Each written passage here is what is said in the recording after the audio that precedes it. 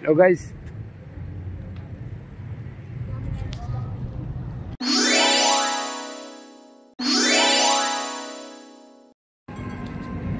Hello guys, yan ang itsura ng aming river park. Maayos na siya ngayon. Hindi tulad noon dati nung kadadaan pa lang ng bagyo. Nung bagyong Karina. Nung bagyong Karina, super dumi dito.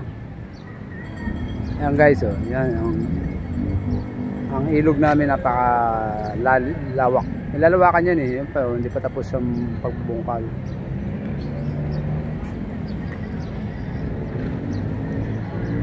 Ayan po ang aming, yung dulo doon, yun ang Tumana, Malanday papuntang Tumana. Alam ko maayos na ang kondo ni Riprap, dito na lang inaayos.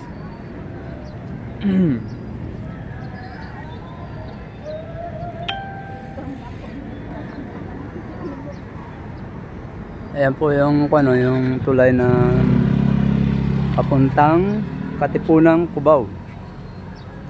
Ayan, papuntang Riverbanks muna. Barangka, Katipunan, papuntang Cubao. Binigyan sa kanya, no? Sumampa. Guys, ito yung yung pambungkal namin nakakalaki.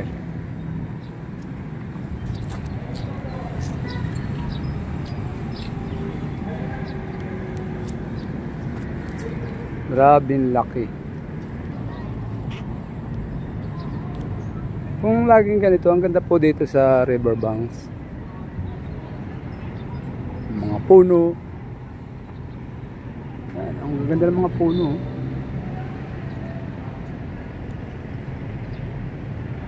Tapos dito sa karsada ito, ang sarap dito mag-practice ng motor,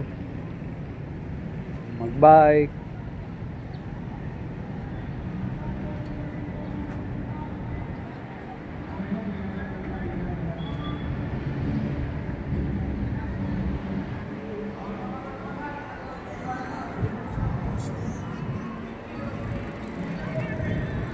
Masayang tingnan kapag walang bagyo, pagbaha. Malinis ang river parks ng Marikina. Ayan po.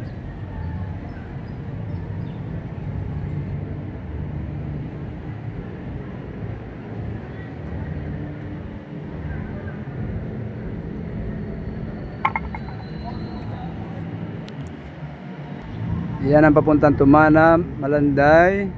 Ito naman sa kabila, papuntang yung Marcos Highway, SM. Ang likod yan ay Provident Village.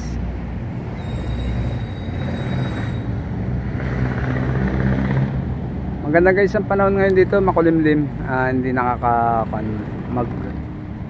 video. Yung kabila, yan. Ang ganda sa kabila.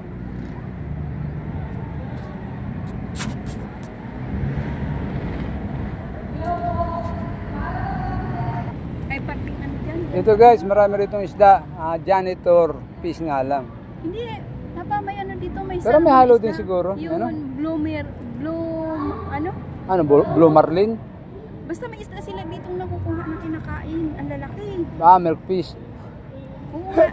Yung Dory na tinatawag nila. Dory, si Dory yun, taga Malanday. Dory na isda, ganito kalalaki yan. Taka mo pupunta dito yung taga. Oh guys, sabi ni Mrs. may mga isda pa raw mapapakanabangin dito. Hindi lang janitor fish. Inaano to din, nag-ano sila dito, binablog nila ito kasi ang dami sila nila. Okay, thank you guys.